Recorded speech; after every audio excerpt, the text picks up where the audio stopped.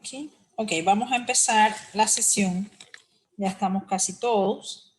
Sí voy a necesitar que participen, ¿ok? No, o sea, las respuestas no son, cuando yo les pregunte algo, las respuestas, no hay respuestas correctas o muy correctas, o sea, se trata de que aprendamos a hacer algo. Y ustedes están en la etapa de que ustedes se pueden equivocar, pero sí quiero ver si han captado algo de lo que pues hemos podido dar de la manera que hemos hecho para ver si realmente funciona como lo hemos estado haciendo. Entonces, sí quiero escuchar que me digan algo, ya han leído, ya han revisado material. Entonces, lo que vamos a hacer hoy es una sesión de razonamiento clínico, en realidad. Las sesiones de razonamiento clínico son la metodología ideal para estudiantes de medicina y es la que se utiliza en la mayoría de universidades europeas desde que el estudiante entra a la universidad. No sea tantas cosas básicas, tal vez porque, bueno, los estudiantes allá cuando entran ya tienen muchas cosas básicas que a ustedes se les refuerza acá. Pero el tema es que hay que irlos introduciendo a lo que es la práctica clínica, que ya ustedes están en la fase clínica, ¿ok? Que sí, hay que darles teoría, claro, que uno tiene que, para poder ir a la fase clínica, tener un conocimiento teórico. Pero en realidad lo que necesitamos a ustedes es enseñarlos a pensar, a abordar un paciente. Hay una cosa en docencia que se llama saber saber. El saber saber es la información que ustedes obtienen, pero tienen que saber hacer y saber ser, ¿ok? El saber hacer es el aplicar la información que ustedes tienen en convertirla en un conocimiento. Probablemente lo que ustedes leen, escuchan, ven, los audios y todo que les mando, eso es una información que yo les doy a ustedes. Yo no les estoy dando un conocimiento. Cuando ustedes convierten eso en un conocimiento, cuando eso les sirve para algo. Y el cerebro tiende a recordar las cosas que te sirven para algo. Tu cerebro lo recuerda. Y lo que no te sirve para nada, tu recuerdo lo va desechando. Entonces no tiene sentido leerse 500, 1000 páginas de un libro si al final tú sientes que eso no te sirve para nada. Eso tu cerebro no lo va a retener.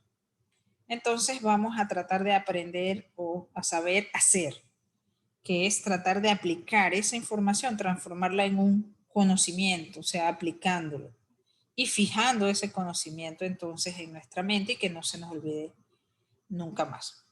Así que vamos, me avisan si compartimos más, no se estresen, ¿sí? Esto es la primera que vamos a hacer, es un caso clínico.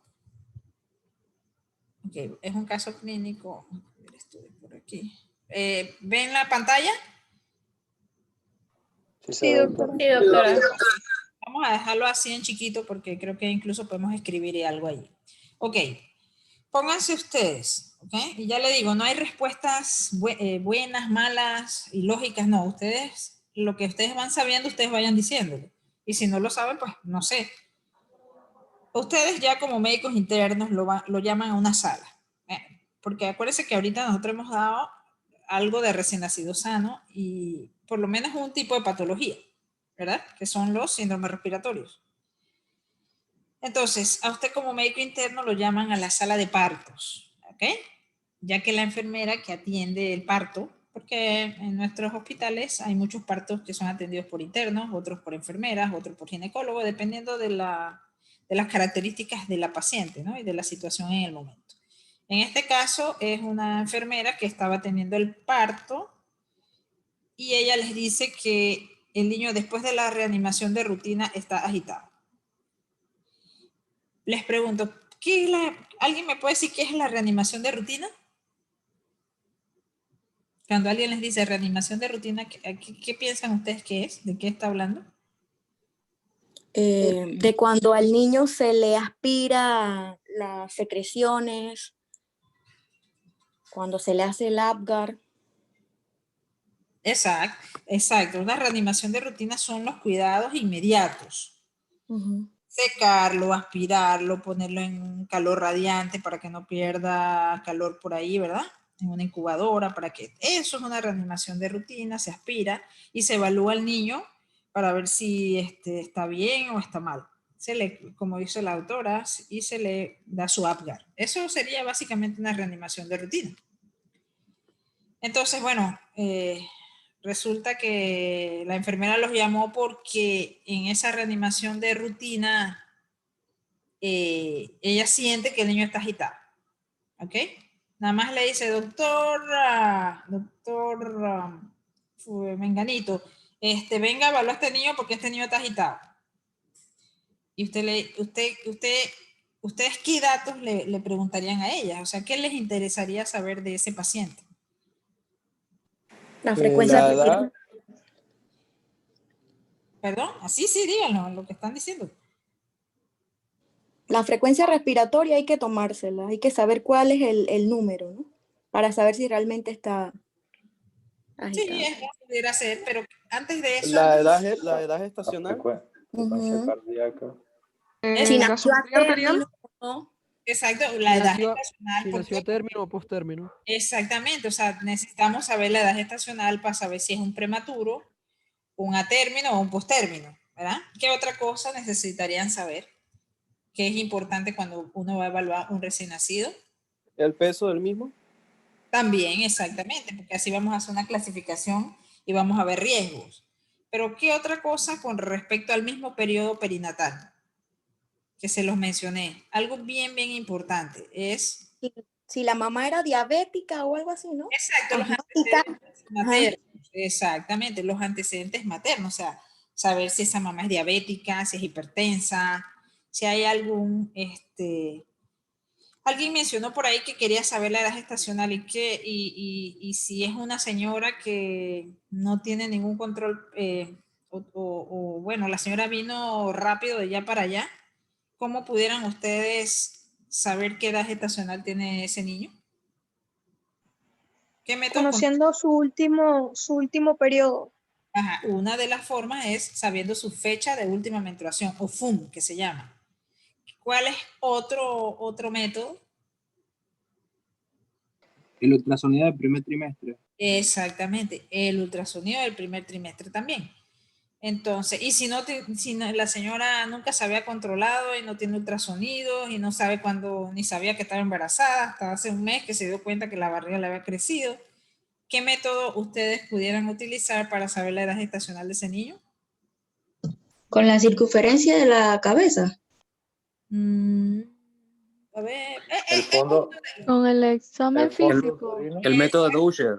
exacto, con el examen físico, puede ser Ucher, Que se Balar. ven los pliegues de la Exacto, se van en Ucher rapidito, ¿verdad? Ustedes ven qué partes del examen físico verían para saber si un niño está a término o no. Así, a grandes rasgos.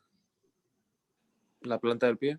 La planta del pie, que ya me la habían el dicho. escroto. El también. escroto, Las orejas. las orejas. Ah, bueno, sí, tan claritos que hay una forma, aunque yo no tenga las otras dos, que para saber la edad gestacional. Por eso es que a veces las mamás vienen con unas historias de una edad tal y el pediatra le pone otra edad, es porque hizo un examen físico y el examen físico mata el ultrasonido del primer trimestre y mata a, a la fecha de última menstruación, porque ya estás viendo algo más objetivo, ¿no? Entonces sí es importante eso, saber si hay algún antecedente materno. Y hay algo que, bueno, eso vamos a ver en las patologías, que es muy, muy, muy importante, que es si la mamá tuvo fiebre durante la labor o antes, si tuvo ruptura prematura de membrana. Esa no se las pregunta porque esa no lo hemos dado, pero esa es uno de los aspectos más importantes cuando nosotros vamos a evaluar un paciente de riesgo o un paciente que está asintomático. ¿Ok? Entonces ahí vamos bien, ¿ok? Entonces, seguimos aquí. Ok, entonces ya vamos a contestar lo que ustedes querían saber, ¿verdad? Es una madre de 31 años. Resulta que es grava 2, para 2, aborto 0, cesárea 0. Es importante que se vayan familiarizando con este tipo de nomenclatura porque aunque se pide que en los expedientes no se pongan siglas y eso, pues es de uso cotidiano en los hospitales. Grava 2 quiere decir que ha tenido 2 embarazos, ¿verdad? Para 2 quiere decir que han sido vaginales, paridos. Aborto, pues que no ha tenido aborto y que no ha tenido cesárea. Entonces, con un embarazo de 36 semanas de gestación por ultrasonido del primer trimestre. ¿Ve? Que ellos utilizaron eso porque tenía su ultrasonido y le hicieron el cálculo 36. Tuvo una ruptura de membranas amnióticas de 3 horas de evolución. Esto no lo hemos dado, pero para que ya vayan viendo en el otro tema que vamos a ver después, no hoy, que es importante las horas de ruptura, porque a más horas de ruptura, más riesgo de que haya una infección, de que haya una sepsis, una neumonía, ¿ok? Entonces, eso es importante. Siempre tienen que preguntar también la ruptura de membranas amnióticas. La madre sin antecedentes personales de importancia, o sea, para la doctora que le quería saber si era diabética, eso, bueno, no es ni diabética, ni hipertensa, ni nada. Imagínense, tiene 10 controles prenatales. El líquido amniótico era claro. ¿Por qué es importante saber si el líquido amniótico es claro o no es claro? Que tener para saber si está contaminado por el meconio, pues. Yo pienso que para determinar si sufre una meningitis. ¿Alguien más? Absorción de meconio. Meconio. Absorción de meconio. Exacto. Para ver, ¿qué nos indica? Por ejemplo, aquí está claro, el líquido amniótico está claro, ¿no? Entonces, yo puedo tener un líquido amniótico claro o un líquido amniótico teñido de meconio. Hay también se habla de líquido amniótico fétido. Normalmente el líquido amniótico fétido realmente no significa una infección de líquido amniótico, ¿no? Porque se ha visto que no siempre está relacionado, pero pudiera ser. Entonces sí, es exacto como ustedes lo dijeron. Si tuviera meconial, ya yo estoy pensando, ¿qué pienso cuando hay un líquido amniótico meconial? ¿Qué me indica un líquido amniótico meconial?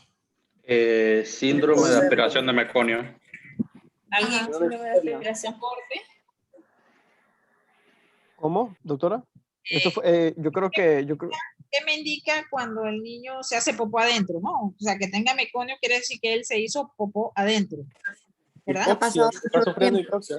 Hubo sufrimiento fetal.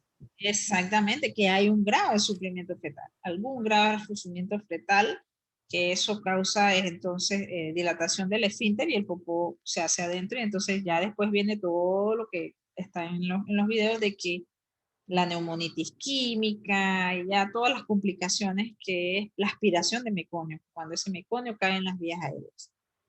Miren este niño, ¿qué les parece este peso de 2.2 kilos?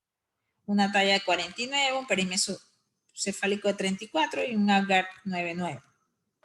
Bajo peso. Exactamente. Acuérdense que hay un concepto que yo les mencioné que es todo niño. O sea, hay un diagnóstico que siempre hay que poner. O sea, si el niño está más de 2.5 kilos, pues ya no hay que poner ese diagnóstico. Pero siempre que el niño pese menos de 2.5 kilos, mínimo ya es un bajo peso al nacer. Si es menos de 1500, sería muy bajo peso al nacer. Y si es menos de 1000, es extremado bajo peso al nacer. O sea, serían 3 clasificaciones para cuando tomamos en cuenta solamente el peso. Bueno, el Apgar. Ustedes vieron en el video del niño sano, ¿verdad? La clasificación de Apgar. Eso es importante. Y lo vamos a ver por ahí a lo largo. ¿Qué parámetros evalúa el Apgar? A ver. El movimiento respiratorio, el color, la frecuencia cardíaca, Ajá. y la estimulación. Claro. Exacto. Eso lo tienen que tener bien claro y tienen que diferenciar el Apgar de los parámetros. Los parámetros que evaluamos en el Apgar son diferentes a los que evaluamos por ejemplo, en este paciente que ahora vamos a ver cómo evaluamos su dificultad respiratoria, porque acá es básicamente si el niño ha tenido alguna injuria ahí en el mismo nacimiento, como mencionaron, frecuencia cardíaca, el color, ¿sí? La frecuencia, el color, el tema respiratorio, si llora, o si tiene buen esfuerzo respiratorio, la reactividad, si se estimula. ¿Cuál es el otro parámetro? La reactividad, la frecuencia, el color, El tono, el tono, exactamente. color. Ajá, exactamente. Son 5 parámetros y tienen que estar claritos ustedes que a medida que el Apgar es más alto, el niño está mejor, ¿ok? Porque usted le da 2 puntos y el color es rosado. Por eso casi, mira, este niño tiene un Apgar 9.9, ya yo sé que ese niño no nació rosadito. Porque generalmente uno le quita un punto, a todos los niños prácticamente le quitamos un punto a menos que nazcan súper rosados, pero casi ningún niño va a nacer súper rosado, van a nacer con algo de cianosis por el frío, sobre todo, que no regulan bien la temperatura en ese momento, pero el niño llora con ganas, es reactivo, tiene buena frecuencia cardíaca. Entonces ese niño, si no está rosado, entonces le quito un punto en el rosado. ¿Y a qué minuto se mide ese primer Apgar y a qué minuto se mide el segundo Apgar? 1 y 5. A los 5 minutos y a los 5 minutos. Ajá, exacto. Al minuto y a los 5 minutos. Y si a los 5 minutos está un poquito bajo el Apgar, entonces se puede medir un tercer Apgar. Por ejemplo, si el primer Apgar me salió en 5 y el segundo me salió en 7, probablemente yo tome un tercer Apgar para ver si llega a 8. ¿Ok? Pero generalmente tomamos 2. Y si están bien, pues Ahora, ya es suficiente. Ajá. ¿el tercer Apgar en qué tiempo sería? En 5 minutos más. ¿Ok?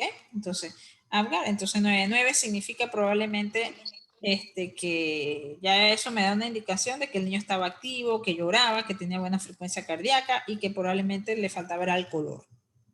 Entonces, si yo tengo un Apgar de 8, pues el niño está bastante bien, pero si yo tengo un Apgar de 3, ese niño tiene probablemente una asfixia perinatal. Entonces, pero no vamos a hablar de ese tema porque no es el tema de hoy. El tema de hoy es este paciente que, bueno, nació, según veo, súper activo, sí estaba con bajo peso al nacer, pero venía de una mamá sana. ¿Qué me dicen de la edad gestacional? Está en término. Pretérmino. ¿Quién da más? ¿Quién da menos? Ah, no, está prematuro. Pretérmino. Exactamente. Está pretérmino. Exacto. Todo el que esté menos de 37, no importa el peso, eso está pretérmino. Excelente, vamos bien. Seguimos. Entonces, aquí. Ok, entonces, bueno, ya saben lo que tienen, ¿no? Un niño de 36 semanas, bajo peso, pero con un Apgar bueno, que está según la enfermera, con datos de dificultad para respirar, datos de agitación. Entonces, ¿qué datos ustedes querrían saber o van a buscar en el examen físico para determinar el grado de dificultad respiratoria de ese niño? Si tiene tejido respiratorio, o sea, aleteo. Ajá, Aleteo nasal, ¿no? Aleteo, quejido. Doctor, una consulta. Ajá. Ahí yo podría entonces usar el test de Silverman. Exactamente. Eso es lo que ustedes tienen que tener, un test que les ayude, porque cuando yo voy a evaluar a un paciente que me dice la enfermera que está agitado, yo tengo que determinar si es una cosa leve, si es moderada o si es severa, ¿verdad? Con el tiempo, con los años, uno nada más mira así, ya uno dice, ay, esto está grave, hay que intubarlo. Pero realmente cuando uno empieza, como están ustedes, uno tiene que tener una escala y adaptarse a esa escala y aplicar esa escala. Entonces aplicaríamos la escala de Silverman-Anderson para saber el grado de dificultad respiratoria. Ya me dijeron quejido y me dijeron aleteo. ¿Qué otras cosas? También son 5 como el Apgar, pero son otros. ¿Cuáles otros 2? ¿Cuáles otros 3? Retracción tifoidea. Retracción, ¿qué más? Costal, la concordancia. Ajá, y tiraje intercostal. Exactamente, tiraje, retracción y disociación toracoabdominal, algunos lo llaman bamboleo, porque normalmente en un niño usted ni se da cuenta cómo es la respiración, pero si usted ve una discordancia entre el tórax y el abdomen, un bamboleo o una disociación toracoabdominal, todo eso es lo mismo.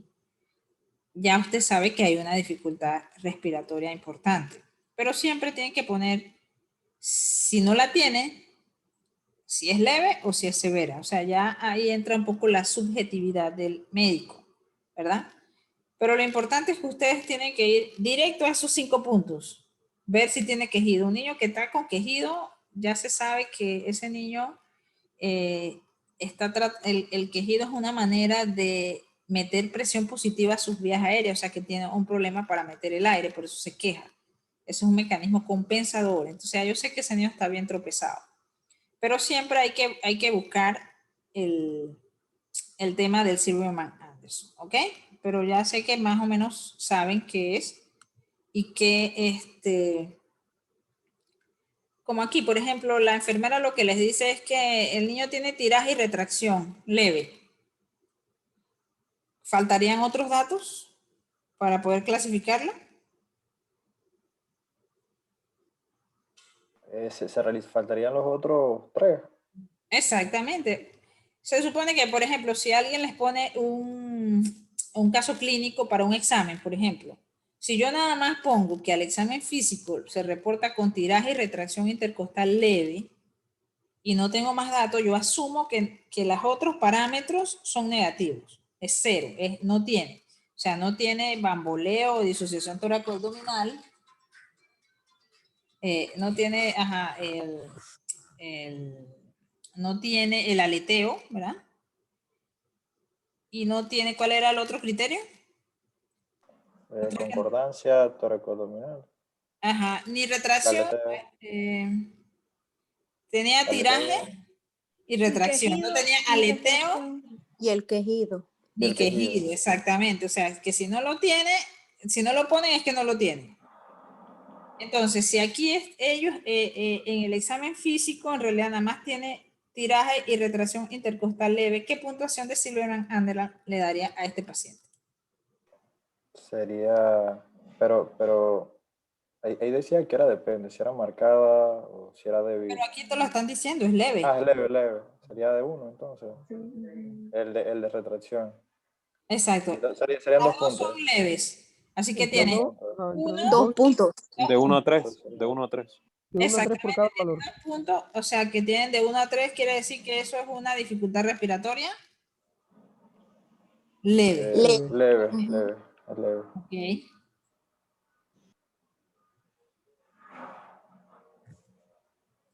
Vamos a... Denme un segundito que me está entrando una llamada. Un segundito. Déjenme desactivar aquí. Ya vengo, ¿no?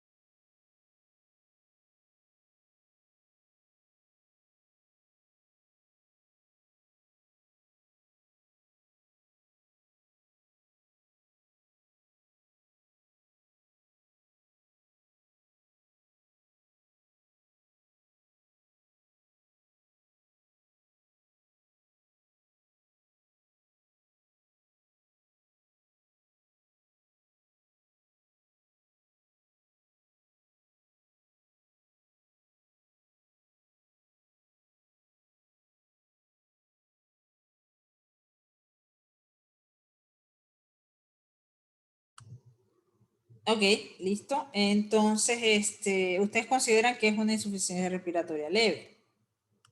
Ok, seguimos. ¿Me escuchan? Sí, doctora. Entonces, esto es lo que estábamos viendo allí.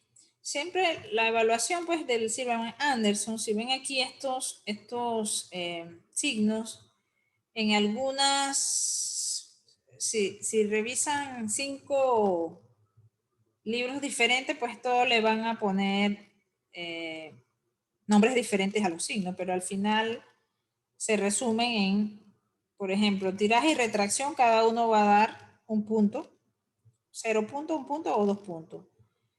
Los movimientos tóraco-abdominales es lo que generalmente varía mucho en las clasificaciones. Algunos le ponen bamboleo, pero son los movimientos tóraco-abdominales, si hay disociación o si no hay disociación, ¿no? Entonces, esto es lo que a veces confunde a la hora de dar las puntuaciones.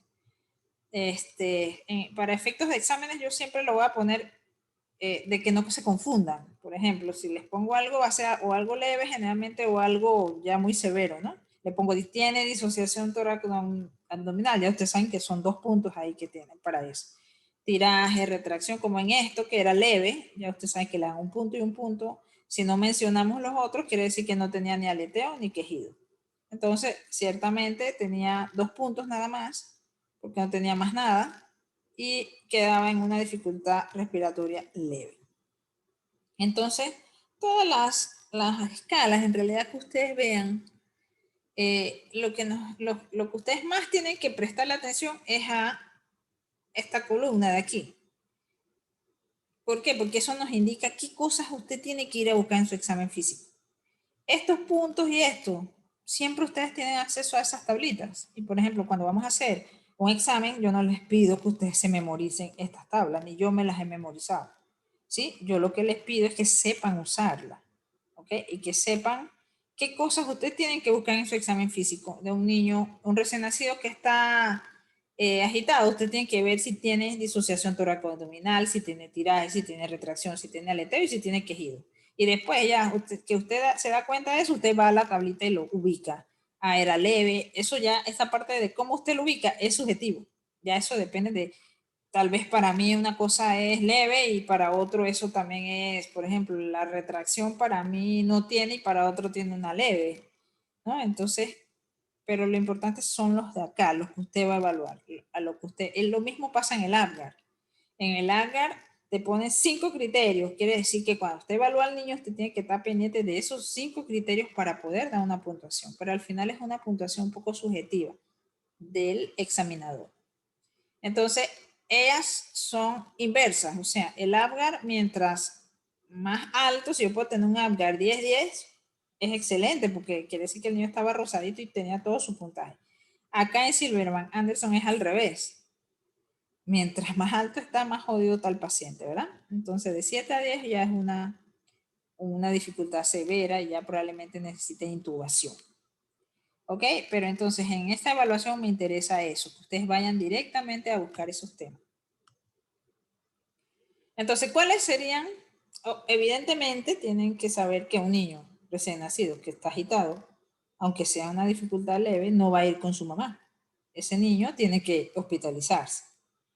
Entonces, pero ¿cuáles serían sus diagnósticos de ingreso? ¿Cuál siempre es el que les mencioné en la charla? ¿Cuál es siempre el primer diagnóstico? Recién nacido pretérmino. Ajá, recién nacido pretérmino. Con posible bajo peso. Ok. Baja edad gestacional, pues. Ok. Eso es lo que a ese punto quería llegar. Siempre el primer diagnóstico es si es pretérmino o no, pero eso va pegado si es adecuado a la edad, pequeño para la edad y grande para la edad. Ese siempre va a ser el primer diagnóstico. O sea que combinas 2 cosas. Combinas la edad gestacional y combinas el peso. ¿Verdad?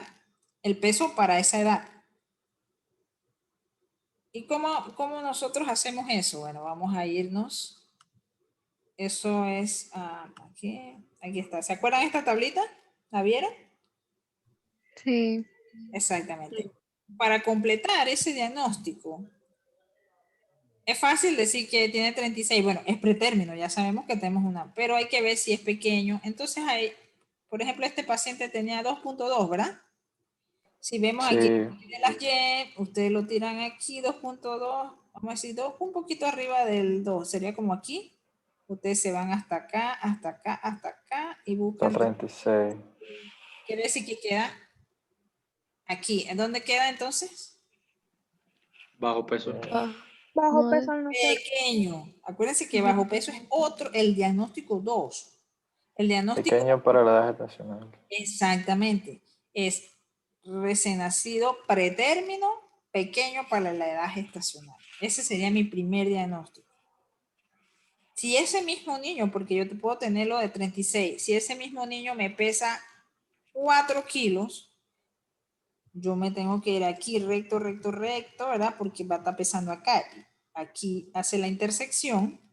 Entonces, ¿cuál sería el diagnóstico? Ese mismo paciente, pero pesó 4 kilos. Grande para Recién la edad nacido, gestacional. pretérmino, grande para la edad gestacional. Exactamente. Y ese es su primer diagnóstico. Glucurocémico. En eso, que ustedes aprendan a hacer eso, se resume todo. Obviamente, lo ideal siempre es que yo tuviese un niño que esté aquí, adecuado, pero algunos salen adecuados. Por ejemplo, si ese niño de 36 semanas hubiese pesado 3 kilos, entonces yo busco aquí, me voy en el 36, subo, y donde me intersecta los 3 kilos, entonces sería un recién nacido pretérmino adecuado a la edad gestacional. ¿Y eso por qué es importante? En la charla se vean unos porcentajes de riesgo, ¿verdad? En donde los pacientes que estaban por acá tenían un riesgo altísimo de complicarse y fallecer. En cambio, los que están por aquí, siempre los riesgos, por ejemplo, el que está aquí, el que es a término y está adecuado, ese niño puede ir con su mamá generalmente. ¿Ves? Sino Entonces, también que los que están en grande para la edad gestacional. exacto, ellos son de riesgo, ¿sí? Son de riesgo porque ellos hacen muchas hipoglicemias. Todos los que están grandes para la edad hay que hacerles azúcares, glicemias.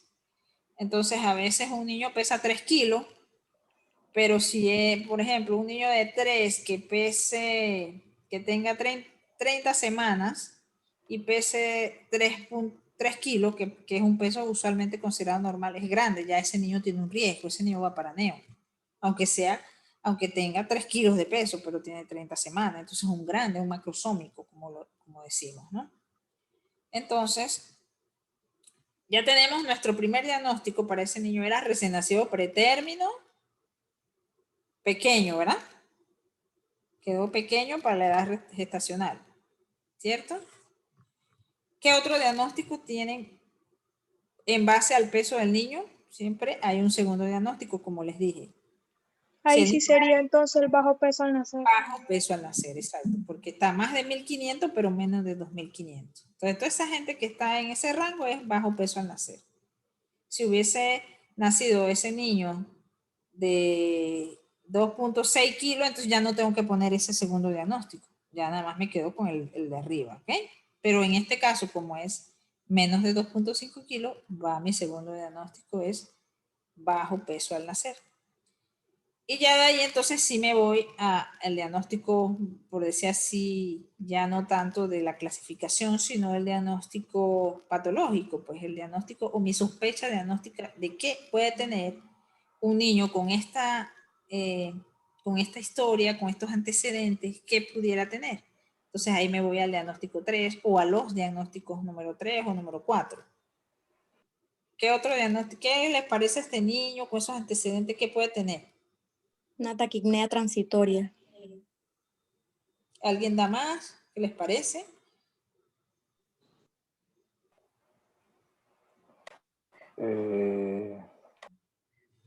¿Por qué tú crees que es una taquipnea transitoria, doctora?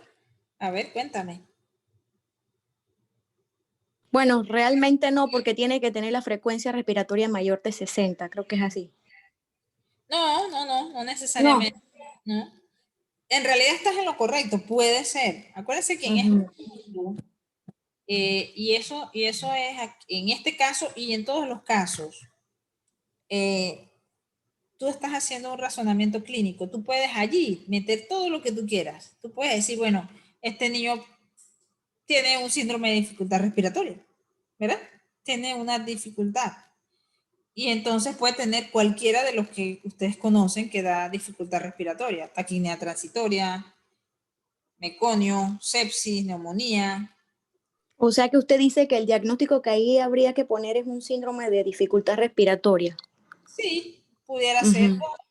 Si tú, por ejemplo, estás viendo que es un niño de 36 semanas,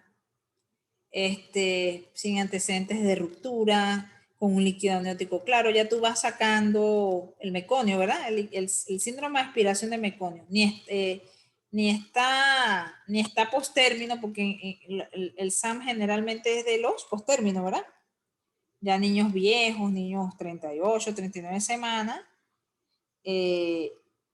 que su líquido está teñido de meconio, así que ya tú vas sacando eso. Tú puedes poner síndrome de dificultad respiratoria, o puedes decir, bueno, yo me la juego y creo que es una taquinea transitoria, porque la mamá no tiene ningún antecedente de más nada. ¿Ok? Entonces, sí, es uno de los diagnósticos, taquinea transitoria, una neumonía, ¿verdad? Acuérdense que en la charla yo les dije que es difícil en estos niños diferenciar qué es, sobre todo al comienzo. ¿Por qué? Porque los hallazgos clínicos son bastante similares.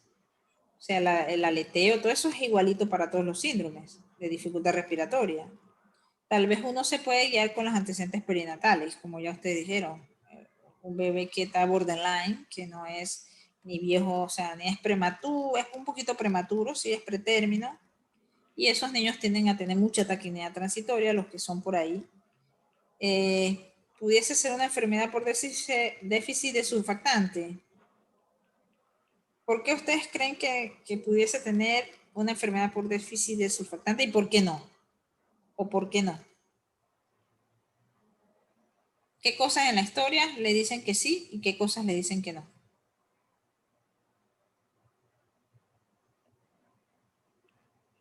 Bueno, si es difícil por su parte, podría ser porque es un paciente prematuro y aparte de esto tiene bajo peso. Exacto, pudiese ser Habría que hacerle una radiografía. Exacto. Puede ser, aunque acuérdense que casi es exclusivamente de menores de 35 semanas. Eso lo decía por ahí en la charla.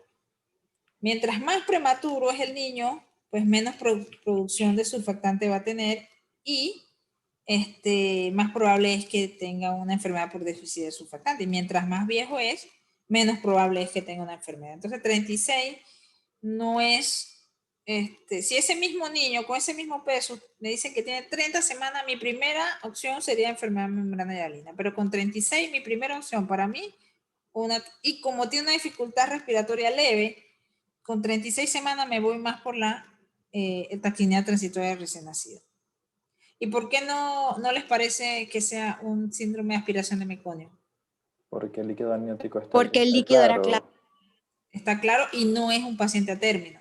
Ajá. ¿Okay? Esas dos cositas nos orientarían. Acuérdense que en medicina no hay siempre ni hay nunca. ¿Ok? Cada paciente es individual y yo puedo tener ese paciente si por X o Y motivo produce meconio y el líquido está teñido y se me agita, yo voy a pensar que puede ser también un síndrome de aspiración de meconio. ¿Ok? Entonces, ¿qué laboratorios o estudios ustedes propondrían para tratar de dilucidar eso? Gasometría, Puede ser una gasometría, la radiografía de tórax. una radiografía de tórax, exacto. Bueno, aparte de la inspección de los signos, que es la frecuencia respiratoria que ya la mencionaba.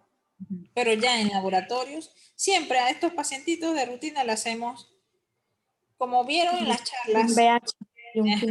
hemograma.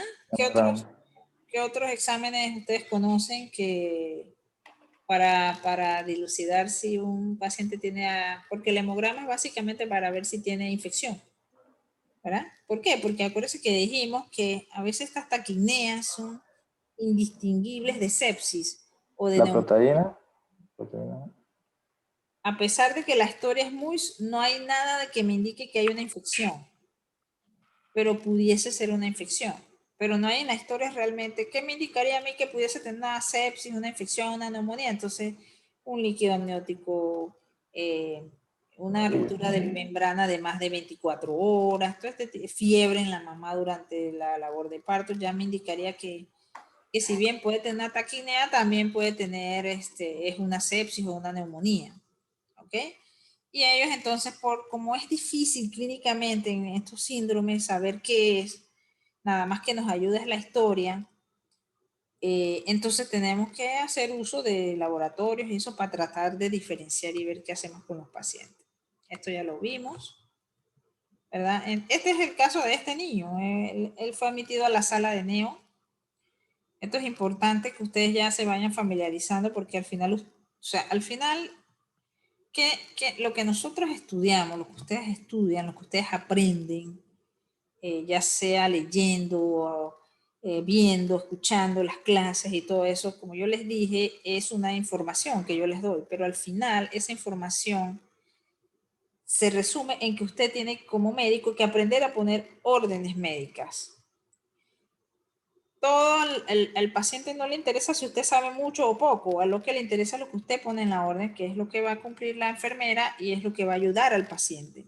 Entonces sí es importante que desde ya ustedes se empiecen a familiarizar con las órdenes médicas. Por ejemplo, creo que hasta ahorita ustedes no sabían que tenían que admitir a sala de neonatología.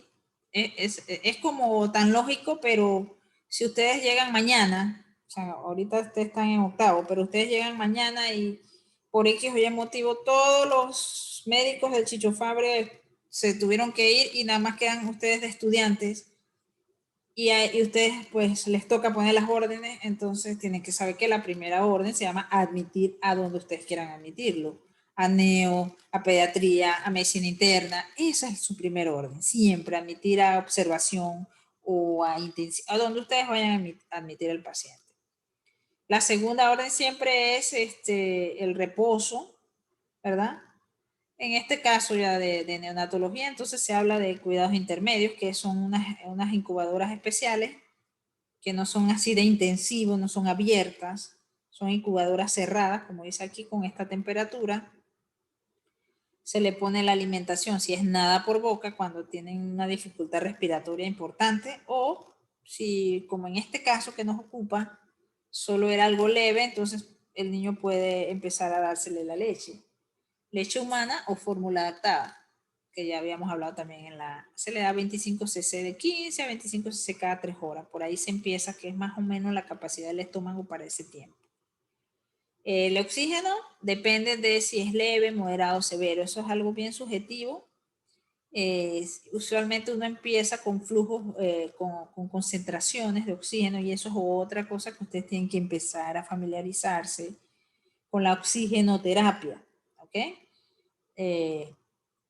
El oxígeno se puede dar se puede llevar al paciente de diferentes maneras, por flujo libre, por escafandra, por cánula nasal, por ventilación mecánica.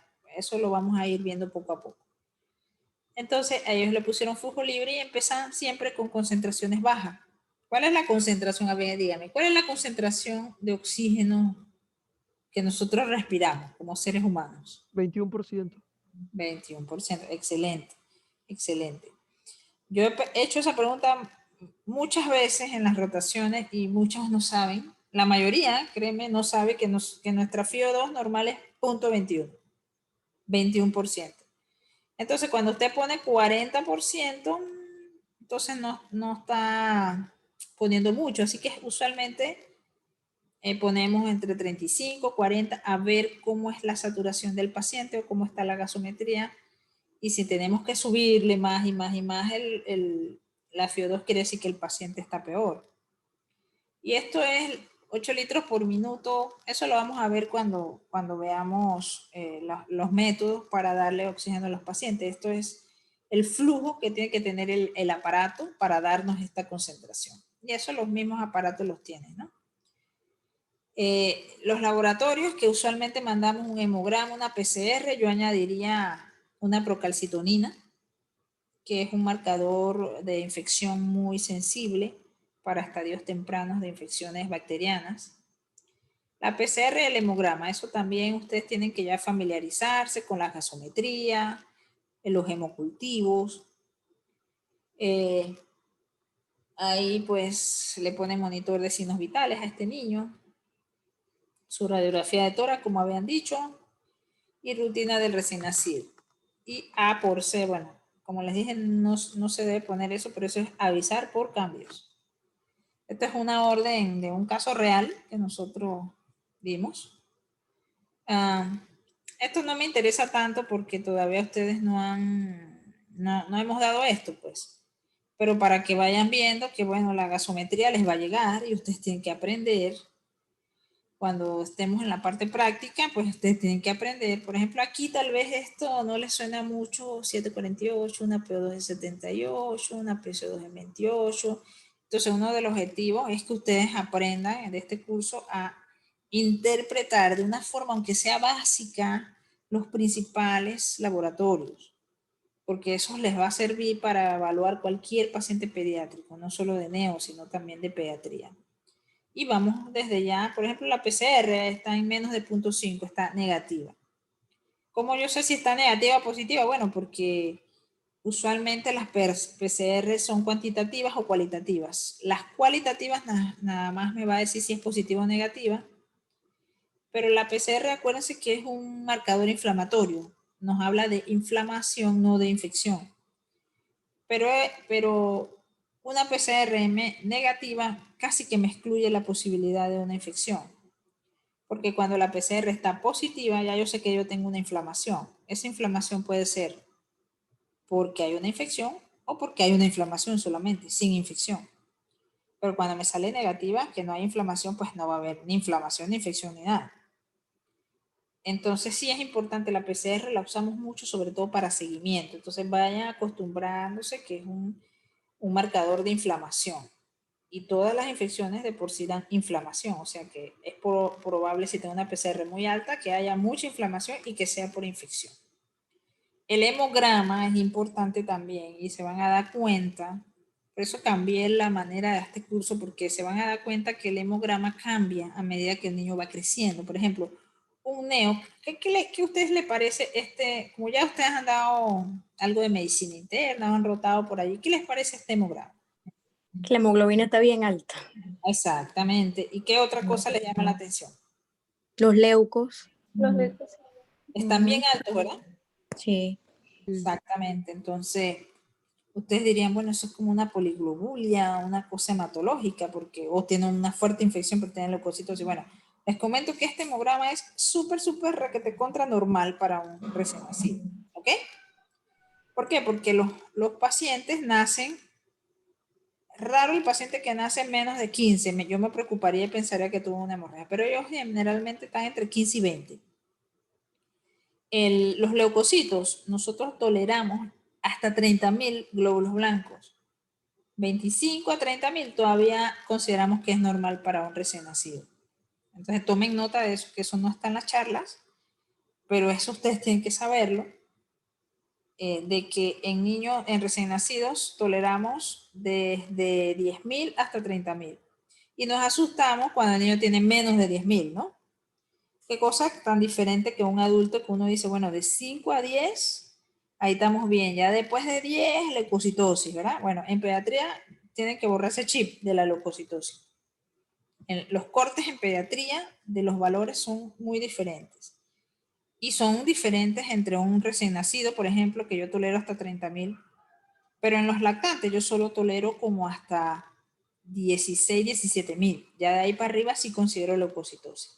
Y ya en preescolares y escolares, que ya son niños más grandes, entonces ya sí acepto más o menos que de 5 a 10 sea lo normal. Pero en los lactantes y recién nacidos, los leucocitos, ojo en la interpretación. Las plaquetas sí son igual para todos. Menos de 150.000 hablamos de plaquetopenia. ¿Ok? ¿Estamos claros ahí? Sí, doctora. Entonces, eso es importante. Hay otro marcador que no está aquí porque tal vez se había agotado en ese momento en el hospital, que es la procalcitonina. La procalcitonina, deberían ustedes buscar algún artículo que hable sobre la procalcitonina en las infecciones. Es un marcador, es un marcador caro, que por eso se agota rápido y ya no hay. Pero él tiene mucha sensibilidad para decirme si un cuadro de un paciente es bacteriano o viral. Entonces, es muy útil porque puede evitar el uso de antibióticos y el abuso de antibióticos, pero es caro. Y nos habla mucho del riesgo de sepsis, o sea, unas procalcitoninas usualmente de más de 1 o 2, en la misma resultado, ahí vienen los valores de la procalcitonina. Ya cuando veamos más casos, cuando veamos la parte de la sepsis neonatal, ahí vamos a ahondar más sobre la procalcitonina. Pero por ahorita que queden claros que esa hemoglobina está perfectamente normal, de 15 a 20 más o menos, y que los leucos hasta 30.000, nosotros no hablamos todavía de leucocitosis. Ven lo que ustedes querían, una placa, ¿verdad? Ahí miren la placa de este paciente. La placa se ve una trama ahí un poquito aumentada, ¿verdad? Pero no se ve así infiltrado. En realidad esa placa para mí es bien difícil de interpretar. O sea, por la placa yo no puedo decir si es una taquipnea, si es una neumonía, si es una enfermedad de membrana hialina. No parece, porque la silueta cardíaca se ve bien. En la membrana hialina vemos mucho la silueta, si la podemos ver o no, si hay broncograma o no. En esta está entre normal y que puede tener una neumonía o una taquipnea, pero la placa nos serviría por si vemos bronconeumonías infiltradas, ¿no? Entonces este niño lo pusieron, fue evolucionando bien. Después le hicieron unos controles de PCR y ven que antes estaba en menos de 0.5 y después subió a 1.9, ya estaba positiva. Los leucocitos ya estaban bajando. Eso sí, a medida que va el niño avanzando, pues los leucocitos deben ir bajando. Las plaquetas bien. Después este paciente en especial, después le empezó a dar fiebre, y hubo que empezarle antibiótico. Ahí hubo que hacerle una cosa que se llama protocolo de sepsis, que eso lo vamos a ver en otra ocasión, porque ya ese es otro tema. Entonces, aquí para que vean realmente que esta paciente, vean el diagnóstico que le pusimos: pretérmino, pequeño para la edad de 36, bajo peso al nacer, y lo demás, bueno, una taquipnea transitoria resuelta, porque él evolucionó bien, que es la característica de la taquipnea, que a medida que pasan los días el niño va mejorando. Y también una sepsis neonatal, que ustedes no han dado ese tema, pero ahí sería 1, 2, 3, 4. Pero tiene una PCR elevada, habría que ver qué creció en el cultivo de sangre que se le hizo, si le hicieron punción lumbar y todo este tema. Pero eso no lo hemos dado todavía. Entonces, sin tomar en cuenta que le dio fiebre y eso, para este paciente sería recién nacido pretérmino, pequeño, de 36 semanas, bajo peso al nacer y una taquipnea transitoria del recién nacido. Serían los 3 diagnósticos. Entonces, aquí vamos a hacer un repaso rápidamente de los síndromes de dificultad respiratoria.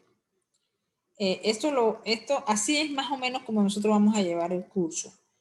Más o menos yo les voy a mandar las cosas, lo revisan y vamos a hacer un repaso entonces ya en forma presencial de los temas, ¿no? Y mientras más podamos ilustrarlos con un caso clínico, pues es mejor, porque eso fija más el conocimiento de ustedes. Entonces, el síndrome de dificultad respiratoria tipo 1 o enfermedad por déficit de surfactante, pues se produce por la deficiencia del surfactante. Estos son los componentes del surfactante. Está producido por los neumocitos tipo 2 a partir de las 20 semanas. Los componentes del surfactante son estos que están aquí, para que no digan que nunca nadie les dijo que era el sulfatidilglicerol, la fingomielina, pero el más importante es la lecitina, que es la mayor parte. Todos estos son factores de riesgo para tener ese problema: asfixia, diabetes, antecedentes, pero el más importante es la prematuridad, obviamente. Así que identificando los factores de riesgo, pues podemos hacer un diagnóstico temprano. ¿Cuál sería? Pues viendo que es un prematuro, ya sabemos que nos puede hacer, dependiendo de la edad gestacional, nos puede hacer una enfermedad de membrana hialina o déficit de surfactante. Si es diabética y todo es asfixia, también ellos hacen este tipo de problemas. La auscultación es difícil, de todos los síndromes, que alguno nos va a dar específicamente que crépito o sibilancia, no. Estertores basales con ruidos normales y disminuidos. O sea, es difícil por la auscultación saber qué es. Estas son las características en la placa, parénquima en vidrio esmerilado y broncograma aéreo. En la gasometría puede tener hipoxemia, o sea, oxígeno bajo, hipercapnia, que es retención de CO2 o elevación de la PCO2, y dar una acidosis respiratoria.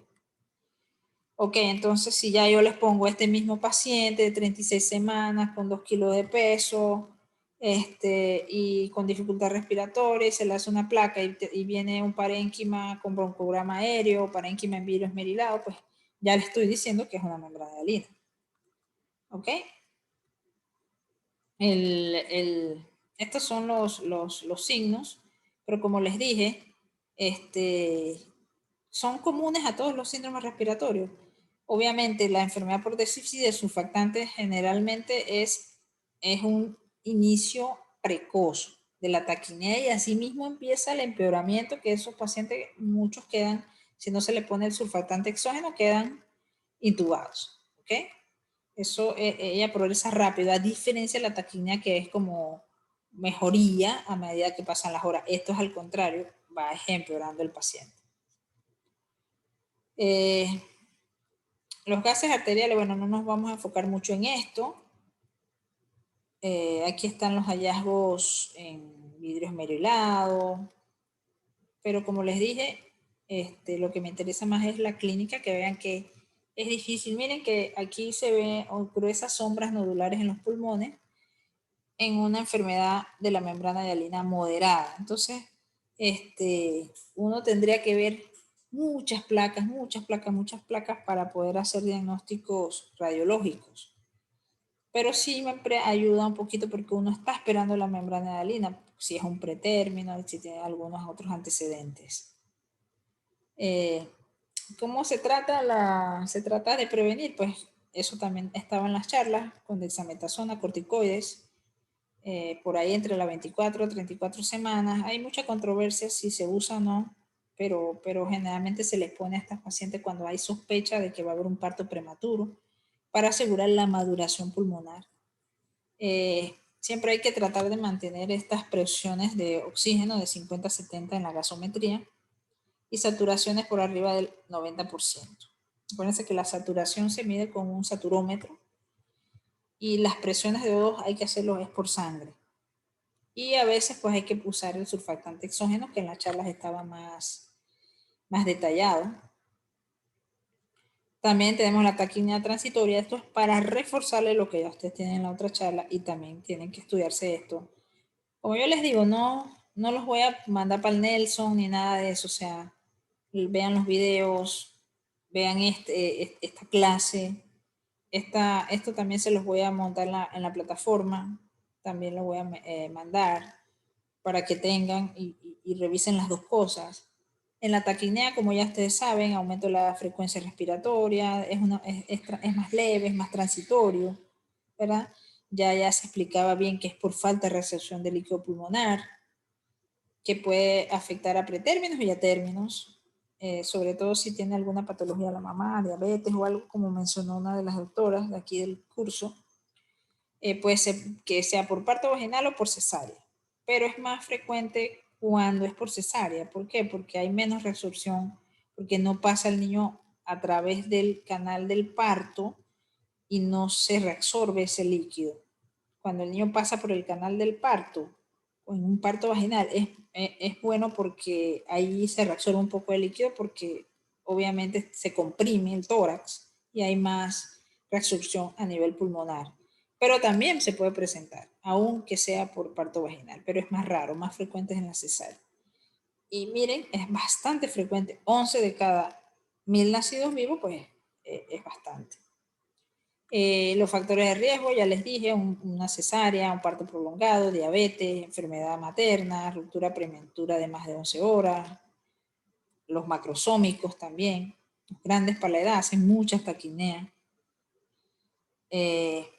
Taquinea precoz, más de 60 por minutos, hay retracciones, cianosis, que mejora cuando se le pone oxígeno, porque eso es muy importante. Usualmente cuando la cianosis, que es el color azul de la mucosa, se presenta, cuando la cianosis se presenta, y y usted le pone oxígeno al paciente y mejora, eso usualmente es un problema pulmonar, y si no mejora ya hay que pensar en problemas cardíacos, cardiopatías congénitas.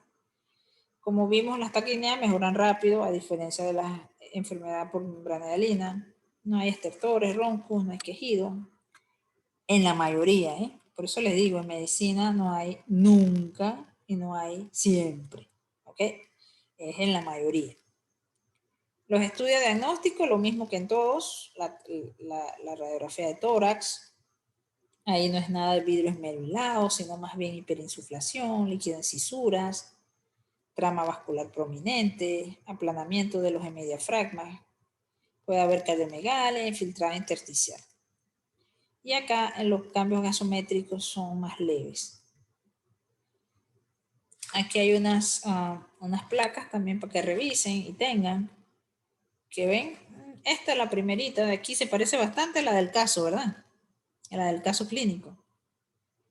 Pero ven que puede estar hasta una perfectamente normal, que no se ve nada. Entonces, cuando son cositas leves, pues generalmente es taquipnea transitoria. El tratamiento, como en este caso, conservador, un poquito de oxígeno. La dieta corriente, esa que ponen ahí, no es tan corriente, es leche. Generalmente materna. La mamá se puede ordeñar y se le da. O fórmula lactada si la mamá no va a poder ordeñarse. Puede sí causar complicaciones. Puede. No es que nunca causa, no es que siempre. Pudiese. Ya ustedes se lo saben. Está súper sencillo. Generalmente es un padecimiento del postérmino por hipoxia, donde el meconio, pues, por un tema de hipoxia, produce un relajamiento del esfínter anal, el bebé produce el meconio adentro y entonces produce la neumonitis, ¿no? La aspiración y entonces todos los problemas que en las charlas anteriores ya se describió la fisiopatología. Entonces la gravedad, aquí dice que depende de los pesos que sea el meconio. Bueno, ya en los últimos estudios se ha visto que a veces no depende de qué tan espeso, simplemente que tenga meconio y que haga una neumonitis, ¿no? Entonces, lo que depende de lo espeso, obviamente si tengo un meconio espeso, tal vez tenga más sufrimiento, más asfixia y tal vez el niño va a nacer peor. El 5% de estos niños pueden desarrollar una neumonía por aspiración. O sea, el 10 a 15% de los nacimientos pueden tener líquido meconial, pero el 5% de estos pueden desarrollar una neumonía y el 3% fallece. Entonces sí es algo grave que el niño puede fallecer. Yo me recuerdo cuando yo hacía la residencia de pediatría, nosotros le teníamos terror a los SAM, decía, el síndrome de aspiración de meconio, uno le dice los SAM, el SAM pues, porque eso de verdad te coagulaba todo el turno, tenías que pegarte a ese niño toda la distancia porque esos niños se agravaban rápidamente. ¿Qué es el meconio? Pues es un líquido viscoso, verde, que tiene como principal componente el agua en un 72-80%. Contiene también otras secreciones como ácidos biliares, jugo pancreático, moco, lanugo, que acuérdense que el lanugo es como el pelito ese finito que tienen los niños, los bebés. Puede tener sangre, restos celulares y vérmex. Miren toda la chicharrera que tiene ese meconio, por eso es que es tan irritante y produce tantas cosas. Además que es un medio de cultivo, todo ese líquido para bacterias y pueden causar entonces una neumonía secundaria también. En cuanto a la fisiopatología, ya eso lo habíamos hablado, alteración de los niveles de la motilina por la misma hipoxia, alteración del movimiento intestinal, contracciones tónicas del esfínter anal, el paso al meconio se da después de las 34 semanas. Por eso es que usualmente los prematuros no hacen síndromes de aspiración de meconio, pero si el paso de meconio se da después de las 34 semanas, quiere decir que nuestro paciente que tenía 36 hubiese podido hacer un síndrome de aspiración de meconio, pero no es lo usual. Estos son los factores de riesgo, el postérmino, parto difícil, diabetes, alteraciones de la frecuencia cardíaca. Si ven, la diabetes siempre está en todos lados, porque el niño que es hijo de madre diabética Eso puede hacer cualquier cosa, desde taquipnea, desde aspiración de meconio, cardiopatías. Eso también es algo que complica bastante las mamás diabéticas. Esta es la clasificación, los son leves, los moderados, los severos. El cuadro clínico ya dijimos, eso se explicó en la otra charla. Ahí es importante el tórax, generalmente el diámetro AP, o sea, antero-posterior, está aumentado, a diferencia de la membrana hialina que generalmente está un poquito acortada. Aquí hay una cosa a veces que se llama tórax en tonel, así un tórax bien abombado, bien aumentado su diámetro antero-posterior. Eso es bastante característico de los síndromes de aspiración de meconio, ya cuando está bien instaurado, ¿no?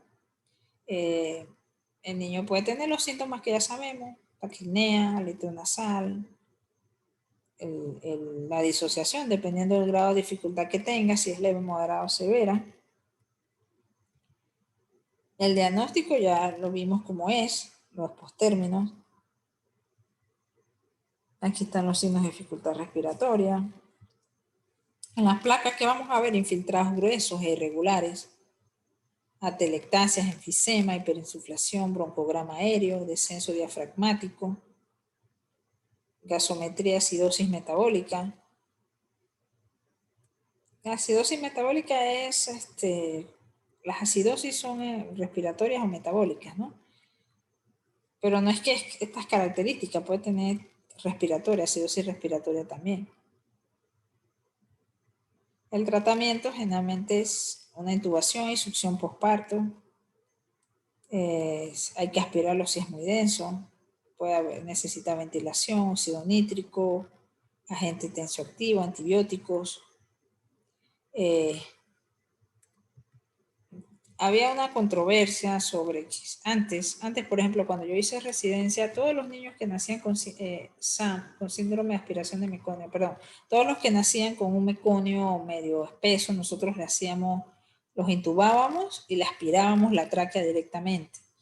Ahora, la tendencia no es hacer eso, es si el niño viene con el líquido teñido de meconio, pero está vigoroso, aunque esté así, uno no hace nada, le da su manejo normal, para evitar, porque a veces cuando uno lo intuba o lo ventila, entonces lo que hace es impulsar ese meconio que está en cuerdas vocales, entonces uno lo impulsa hacia la vía, hacia el pulmón, que es donde no queremos que llegue el meconio, porque un niño que traga meconio, eso no le va a causar ningún daño. El meconio causa daño es cuando se pasa la vía aérea. ¿Y por dónde va la vía aérea? Por las cuerdas vocales, la tráquea, los bronquios y todo eso. Entonces, el acuerdo general parece ser que no aspiremos a estos pacientes a menos que nazcan muy deprimidos. Ahí sí los intubamos y los aspiramos. Pero si está bastante activo y eso, generalmente no se hace laringoscopía directa ni se succiona.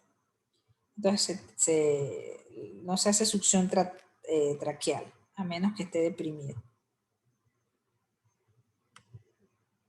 Puede tener múltiples complicaciones. Eso es un paciente que de verdad se complica bastante rápido. Por eso es que realmente lo mejor del síndrome de aspiración. ¿Cómo ustedes creen que podemos prevenir el síndrome de aspiración de meconio?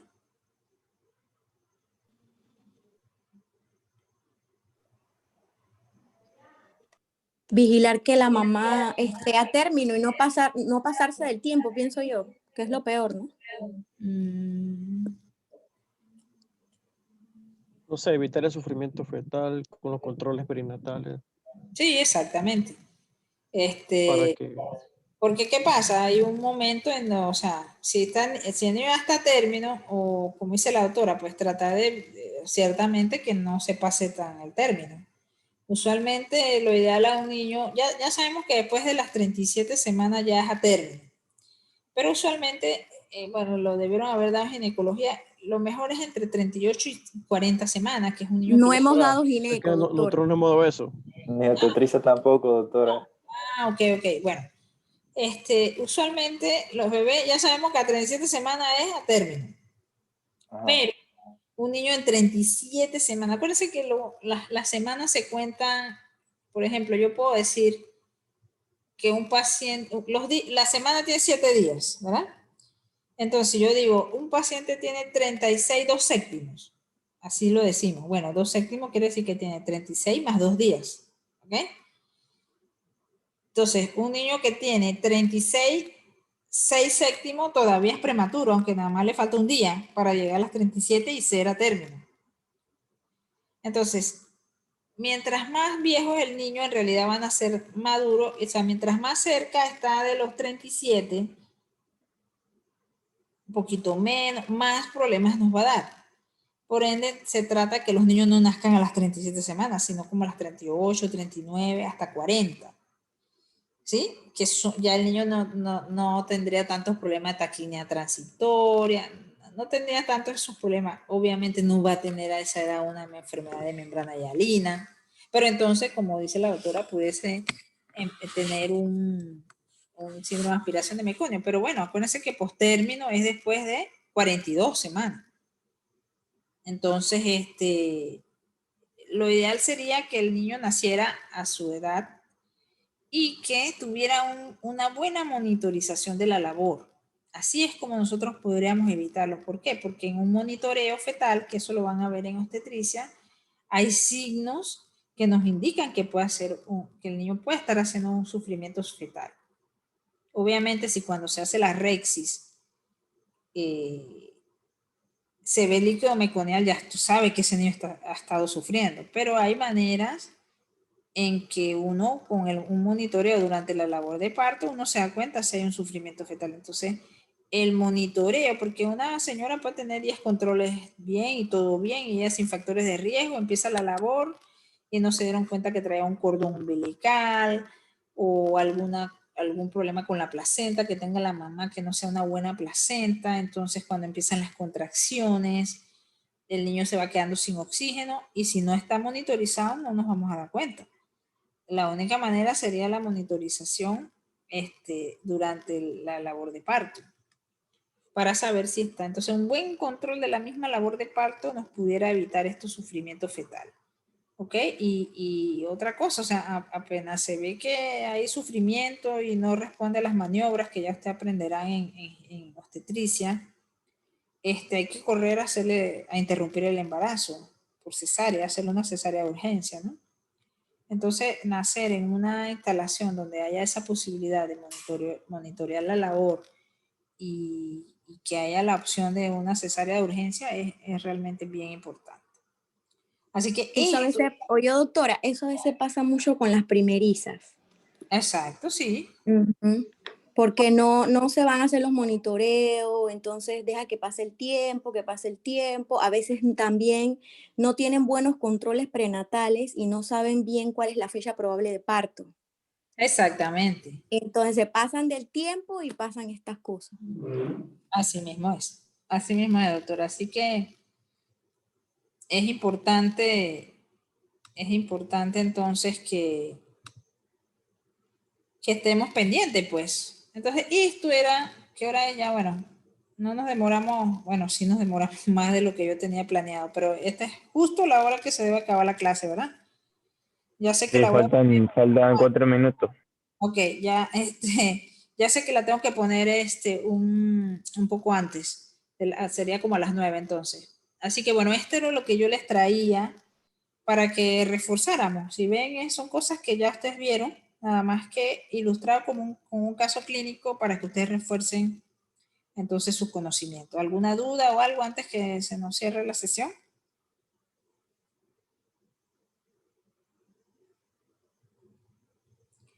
Entonces, las preguntas que yo les voy a hacer, créanme que siempre yo les he dado la respuesta aquí en las clases. Siempre todo está en las clases. Difícilmente les voy a sacar otra cosa que yo no les haya dicho, que yo no les haya puesto, que no esté en las diapositivas, en todas las cosas. ¿Ok? Sí, doctora. Entonces, espero que, bueno, que ya hayan quedado bastante claros en este tema. ¿Vieron el video de qué será, del grupo pasado, el del niño sano? El que tiene las manchas mongólicas, la implantación de las orejas, todos los datos en el examen físico. Así es. Ese sí no, doctora. Ok, y el del video Quiero de la primero. atención inmediata recién nacido, la reanimación de rutina, ¿verdad? Que ahí está en ese está todo. Sí. Ah, perfecto. Ajá, sí. Así que bueno, ya toca entonces es hacer el... ¿Me escuchan? Sí, doctora. Ya lo Sí, que Sí, sí, doctora. sí, sí. queda de esta Nos semana, quitamos aquí. ok, serían las otras patologías más comunes, ya que es más sencillo, como la ictericia, la sepsis, hipoglicemia, algunas patologías. Pero como yo les digo, no estamos profundizando en nada, sino las cosas básicas y los conceptos básicos y cómo ustedes tienen que aplicar eso con sus pacientes. ¿Ok? Sí. Ok, Así que doctora. entonces, Doctora, dígame. una consulta. ¿Usted va a enviar las diapositivas de los videos o solamente lo vamos a tener en el canal de YouTube? Los videos ahí y todas las diapositivas en la plataforma. Y creo que me dieron un correo y también se los Ok. mandé ese correo, ¿ok? Para que por cualquier vía puedan acceder a ellos. Y los que no han conseguido matrícula, eso también puedan acceder, ¿ok? Gracias, doctora. Ok, entonces Gracias. quedamos así, ¿ves? Esa doctora. Chao. Gracias, Ok, buenas noches. hasta mañana. Gracias, doctora. Cuídense. Sí, doctora. Buenas noches. Buenas.